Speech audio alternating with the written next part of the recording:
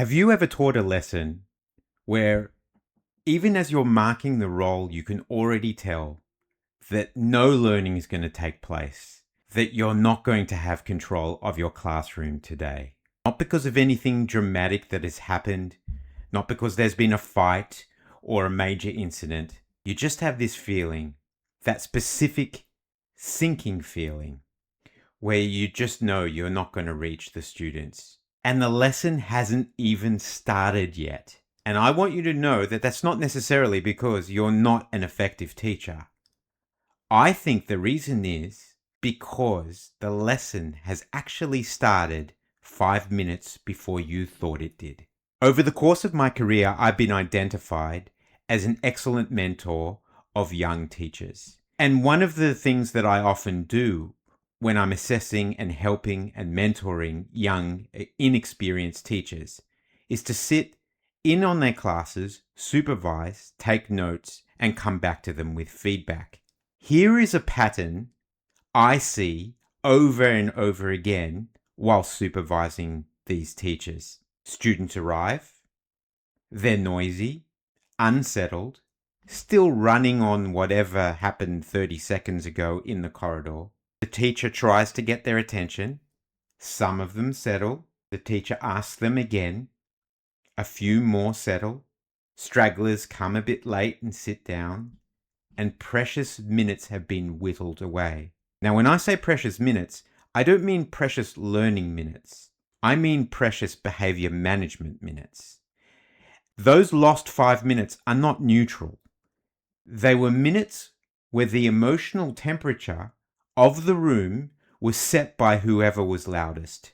Not by the teacher, by the students who were most activated, most unsettled, most likely to derail everything that followed.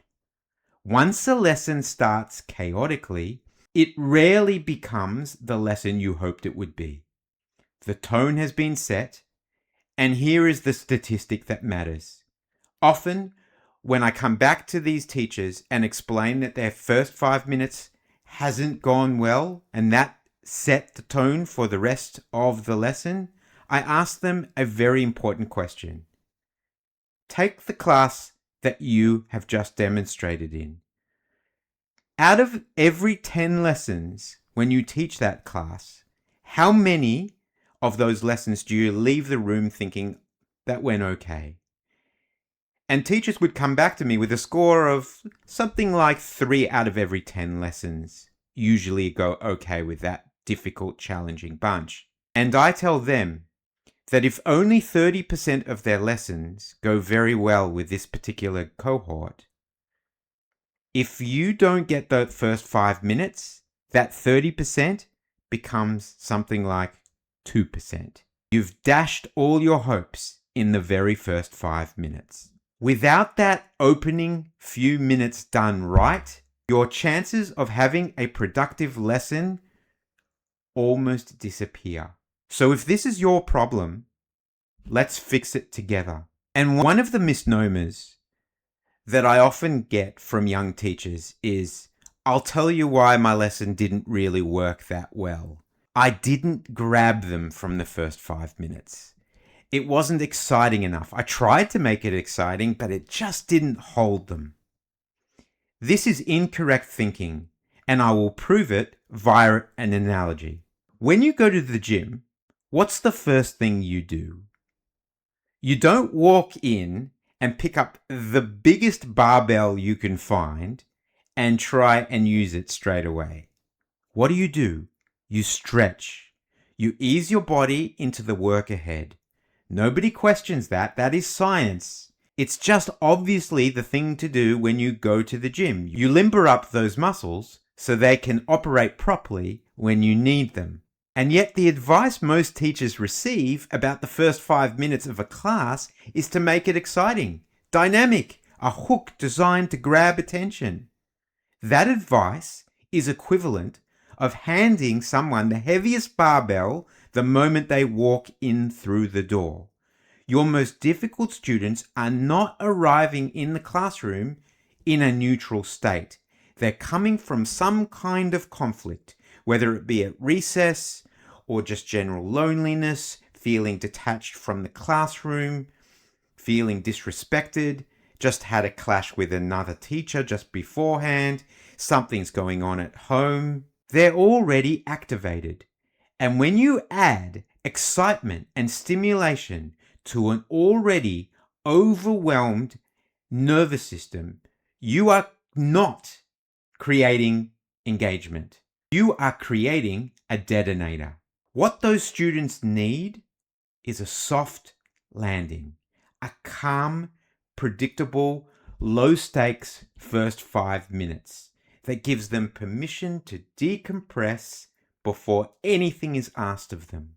Calm first, then everything else. I want to take this out of the classroom for a moment. For many years, as part of my duties as a teacher, I actually volunteered to do gate duty. It's one of the duties that teachers don't like doing because it comes at the end of a school day when they want to go home.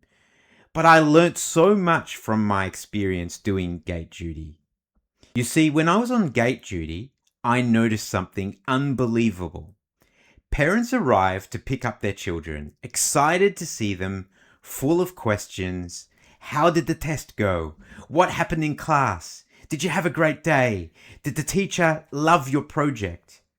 And certain kids, the kids who ironically had a very difficult day and struggled all through that day, would shut down completely. And sometimes worse, they would lash out at the school gates in public in front of all the other kids and parents. Why? Because those children did not need someone talking to them in an excitable way, asking them lots of questions. They needed calm and 5 minutes of silence just to process their day before anything was asked of them. The same child who would shut down under a barrage of excited questions would be completely fine just 20 minutes later, once they had decompressed properly. This is not simply a classroom management principle. This is just how human beings work under stress. Struggling people do not need more stimulation. They need a landing place. Your classroom could be that very landing place.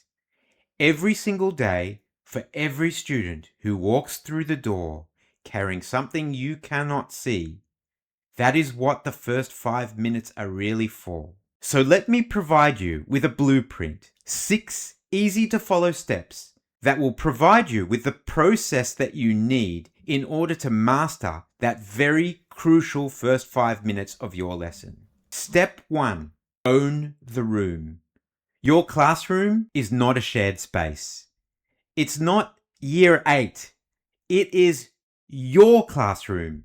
Your name should be on the door. Your expectations should be on the walls. Your systems should be visible the moment a student walks in.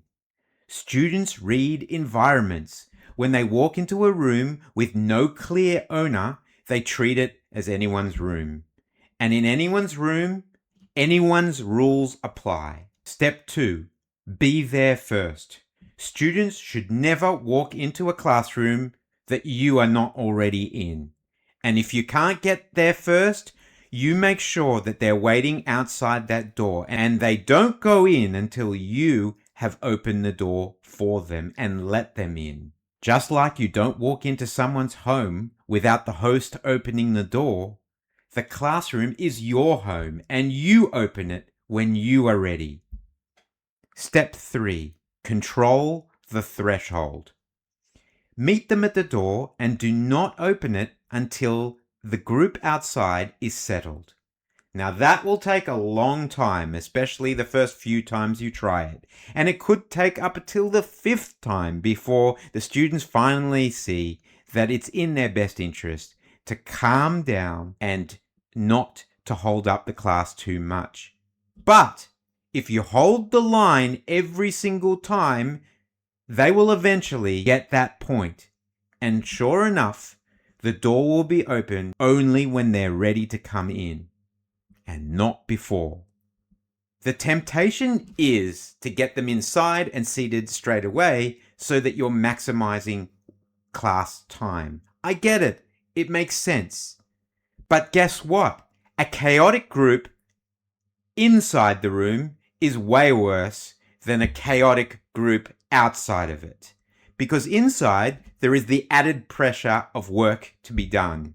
Step 4.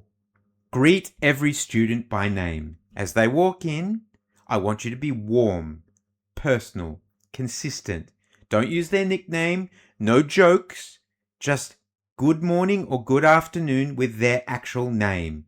Good morning, Sarah. Good afternoon, James.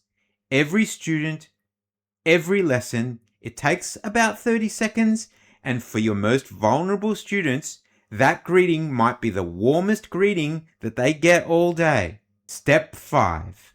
The task is already waiting. Not a quiz, not something stressful or competitive. A calm, self-directed, genuinely interesting activity that they can begin immediately without any instruction from you. So for example, if you are a science teacher, you can have the word thermonuclear on the board, and students have to come up with as many words as they can using the letters of that word.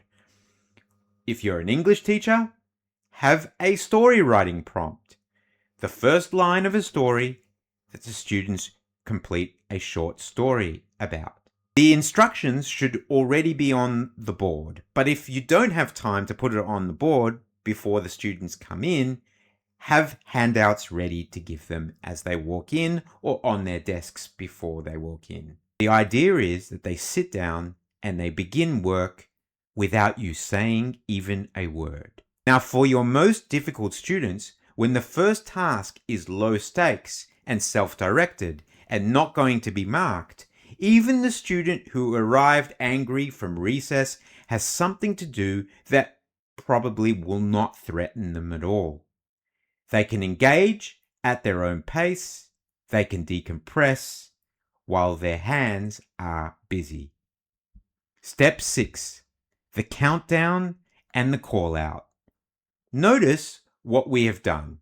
We have spent 5 minutes lowering anxiety. Now we're asking students to contribute. Start a 5-minute timer the moment everyone is seated.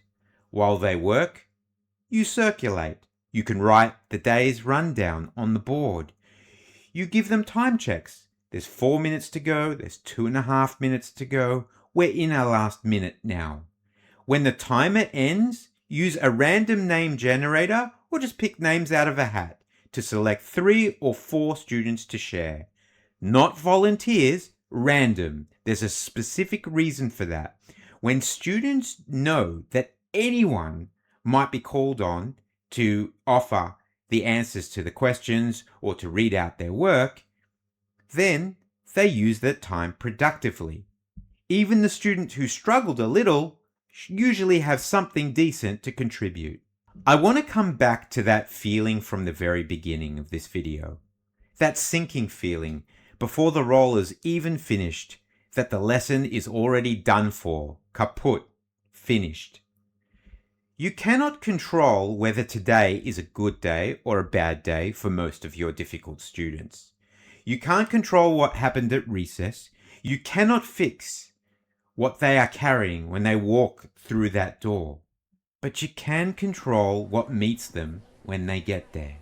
And over time, as the weeks go by, something will shift. The students who used to arrive activated and unsettled start to read the room in a very different way. They know what's about to be coming. They have that predictability of knowing the task will be there. They know the door does not open until things are settled outside. They know their name will be called on warmly and their teacher will be there prepared at the door to greet them. They know the room is safe. This is not compliance. This is trust. And trust, built slowly and consistently, is what eventually changes everything. If this is the first video of mine you have watched, the CALM method is the entire framework that sits inside. The C is what we just covered today. Claim the start.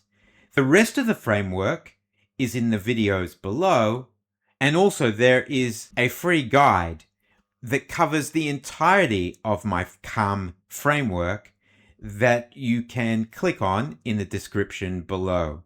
It's totally free of charge, and it provides the entire CALM method framework that I've devised and shared with so many teachers for such great success. Tell me in the comments, what does your first 5 minutes look like? And what's the hardest part of settling a class at the start of a lesson? I am Michael. Your classroom does not become calm when students start behaving. Students start behaving when your classroom becomes calm. And that begins before the lesson has already begun.